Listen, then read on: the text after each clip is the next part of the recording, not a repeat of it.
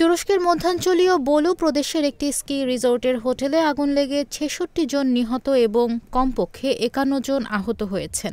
স্থানীয় সময় মঙ্গলবার ভোরে এ অগ্নিকাণ্ডের ঘটনা ঘটে। তুরস্কের স্বরাষ্ট্রমন্ত্রী আলী ইয়ারলিকায়ার উদ্ধৃতি দিয়ে বিবিসি এ খবর জানায়।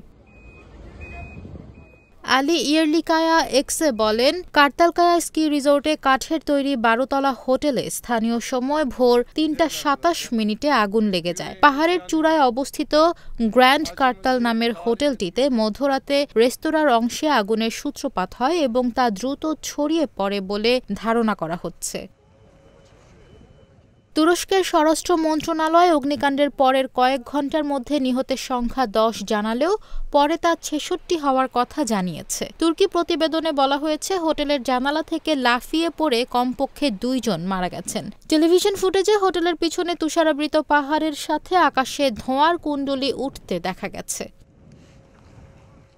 বোলুর গভর্নর আব্দুল আজিজ আইদিন বলেছেন, প্রাথমিক প্রতিবেদনে ধারণা করা হচ্ছে যে হোটেলের ৪র্থ তলার রেস্তোরাঁ অংশে আগুন লেগেছে এবং উপরের তলায় ছড়িয়ে পড়েছে। গভর্নর সাংবাদিকদের আরও জানান, কার্তালকায়ায় অবস্থিত হোটেল এবং বোলুর কেন্দ্রস্থলের মধ্যে দূরত্ব ও ঠান্ডা আবহাওয়ার কারণে দমকল বাহিনীর পৌঁছাতে ১ ঘণ্টারও বেশি সময় লেগেছে। সকাল পর্যন্ত উদ্ধার প্রচেষ্টা অব্যাহত ছিল এবং স্বরাষ্ট্রমন্ত্রী জানিয়েছেন যে জরুরি পরিষেবাগুলি আগুন নেভানোর জন্য ২৬৭ জনকে মোতায়েন করেছে। মধ্যরাত নাগাদ স্থানীয় মেয়র জানিয়েছেন, তারা এখনও হোটেলের কিছু অংশে পৌঁছানোর চেষ্টা করছেন। স্থানীয় সংবাদ মাধ্যম জানিয়েছে, এ সময় হোটেলটিতে ২৩৪ জন অবস্থান করছিলেন।